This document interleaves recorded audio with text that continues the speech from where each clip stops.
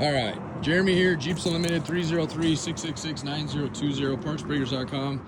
I actually did this video earlier and I was so meh from being tired last night. I felt like I was gonna be putting people to sleep.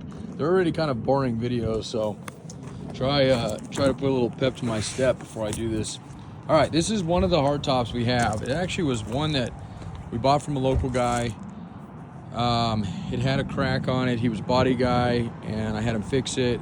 And he literally put lipstick on a pig and didn't. I mean, we got it, it looked great. We sold it, and it came back. I didn't want to pay for it with a big crack, which I totally understand. So I went ahead and we had another one had come in, so I exchanged them out. We always want to make sure people are happy with what they get from us. So it's got a nice fresh paint job on it, and this one was painted black on the inside, I believe. They're not normally black; they're normally white. But all the glass is intact, and usually what's really expensive on these, if you ever see a cheap hardtop without rear glass, it's because rear glass is expensive. So this is an option if somebody wants to save a little bit of money and fix this themselves. It goes from not quite all the way on the outside of that edge there. Yeah, no, I think it is all the way out to the outside. So just not really flaked off there. So right through there, all the way up. Now, I don't know if I can open this one. The gas struts are off of it, but we'll put some new gas struts on it.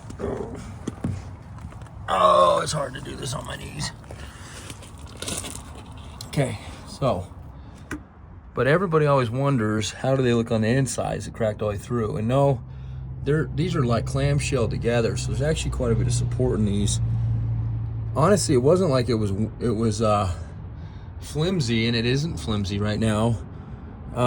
It was just more of an aesthetic. He had it on a really, really clean, low miles Jeep, the guy that bought it from us. And so he owns a local diamond store here in town, so you can imagine it's kind of a fancy Jeep he's got. And so, like I said, we swapped them out, but we can fix it and then later on sell it, which is what we were gonna do. Or if somebody wants to mess with it like that, we can discount it down. Okay, so that's one option. And then I have one more back here that also has a small, and that one's a lot smaller and a lot less, it doesn't go end to end in the back, and so that one is a little bit discounted too compared to what we normally get on those tops. So okay, so there's two options of those, and if you're interested in another one, I can show you that one later. I'm just going to show you real quick the inside of our bathroom. No, I'm just kidding. This is our bathroom, but I don't know why our doors ended up in here. We have this set here for full doors. These are factory full doors, okay? This actually came off a Jeep I drove for a while. There's a pewter khaki set, and then we have a green set here. And they're like a foresty green set. The only thing about these ones right now is everything is on them intact, windows and everything roll up and down, but there's no interior door panels, okay? So if you look at these guys, there's a panel in there. You look at those guys, the panel's off. So there's two options of that. One would be I'd rob them from another door, or two is sell them at a discount, that you buy a set that you like online. But just to forewarn you, panels, I don't want to misrepresent those. They are hard to find, especially really, really clean ones, and then sometimes they can be spendy, especially on eBay and stuff. So I have a pair up at the house on the Sahara we parted out last week. And those have a couple blemishes on them. They're tan, so they're, like I said, they're that spice tan that the Saharas came with. So as far as inside ones, those might be the best ones to go with, okay? And everything else I really did in that video I did last night, which is a longer video, is still uploading. Slow internet out here. I'm gonna try to make this one so long, so I can get it uploaded quickly and sent off. And then we'll get this one finalized, so I can get this load going. And I have a couple other ones I'm doing, so it's not like we're rushing quite yet. We will be about 5 hours from now, I'm sure. So control arms are the only thing that I would say out of everything that you need that you just let me order new for you, or you can buy them new. They're very inexpensive. When I say inexpensive, they're like 30-40 bucks a piece. The nice thing about the new ones versus the used ones is the bushings are new in them, and those are weird stamped steel. The actual material, I know you're not seeing much, I'm just kind of yapping in the phone, but they're not very easy to press press bushings in and out of. There's a big bushing, a big sleeve bushing, and typically if they fight you at all, they'll bend the control arm and you're back to square one. So I would say for that side of it, I mean, I definitely can get you some used ones, and that would probably work, especially for the used or for the rear. But just for the sake of doing this whole project, those would be the one item I'd probably tell you to just replace. Now, if you're gonna be putting a lift kit on this thing, if that's a possibility, we might even have one around, we do pull those every once in a while, then I would skip those. I wouldn't do them, because a lot of the lifts, even the low end ones, have they send you out new control arms. So just keep that in mind. That's a way for that. Now, everything else, I did find a set of fuel lines back there, so we can get you in good shape there. Frame, of course, and other than those control arms and maybe the coil springs, which I was just going to throw a set of coil springs in there for you. If you use them, great. If you don't, no worries. Everything else on that note looks okay under there. The sway bars might need to be replaced. They're hard to say. They're pretty stout. That's a pretty strong piece of metal. So it doesn't usually rust that bad, but it's one of those things that if you're wanting to minimize how much stuff you have to remove, especially rusty stuff, they're not very expensive. I'd say we just build you those, put those in there as well.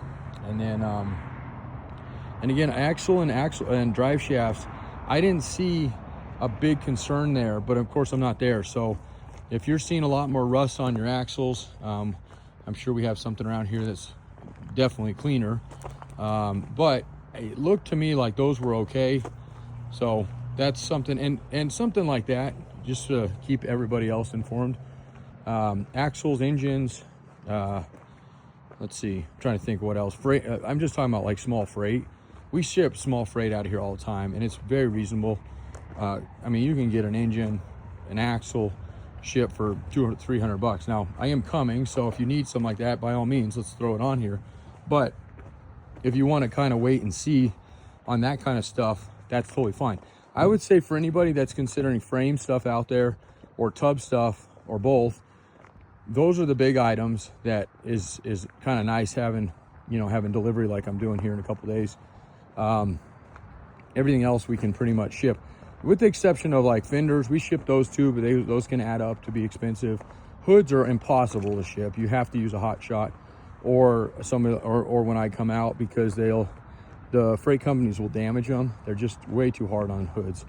So hoods, and I would actually say doors as well. Hoods and doors, and a hard top, and then your tubs and your frames. Your tubs and your frames we use hot shots for, but I won't freight those. They're way too expensive to freight. So hard tops, just because they're fragile.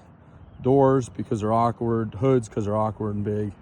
Fenders, just because they're expensive to ship. We will ship those. Grills are easy to ship. Tailgates are easy to ship. Windshield frames are easy to ship. We do remove the glass from them, just because it makes them super heavy, and the glass usually doesn't survive. We have new glass companies, so we can always drop ship you glass later. So, and yeah, that's it. I mean, the seat brackets, I mean, we're moving our yard right now, so things are kind of chaotic, but a lot of this stuff was easy to ship. And 99% of everything we sell gets shipped out of this yard, whether it's a hot shot, freight, myself, or ground shipping. So this is that other top. I was wandering around aimlessly, wondering what I was doing. And this top is actually really clean. It does have one area on it that I seen. It's definitely surface, and it's right there. So kind of an unusual spot. My guess on this one is somebody replaced this vent, because it looks like it's brand new, and maybe pressed it. I don't know, it's hard to say. That's kind of a weird little, but, and then this one's the typical white, which is how they all come, even the tan ones. And I know the Saharas come, you can see there's no bleed through on that guy at all back there. But the Saharas do usually come spice or tan. So this is just fiberglass. Super easy to paint these. All right. And then that's about it. That's another set of doors we have for maroon ones that are decent.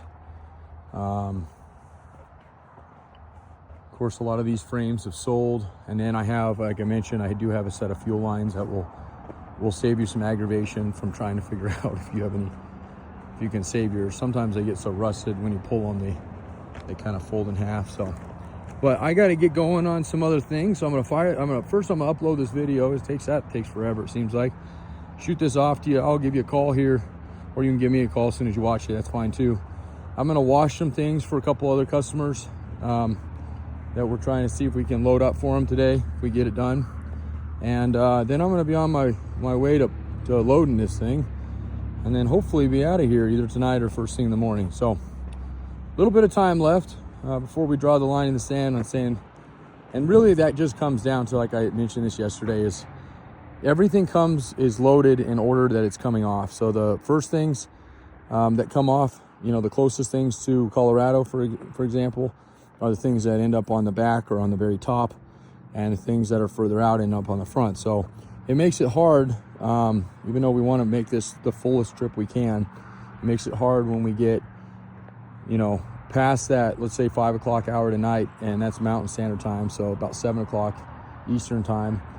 We get past that and we've kind of, you know, rearranged and prearranged this trailer and started loading, and all of a sudden get, you know, I always leave the top deck. I do have a top deck. It's a little bit of a windjammer to do it, but I leave it for the special occasion that somebody calls and just has to have a tub out, or you know, figures out they wanted a tub and didn't know in the beginning, for that reason, and I'll be happy to do that. So just keep that in mind. There will be one spot. I usually do fill them, but we'll see. So, okay, so that's it. 303-666-9020.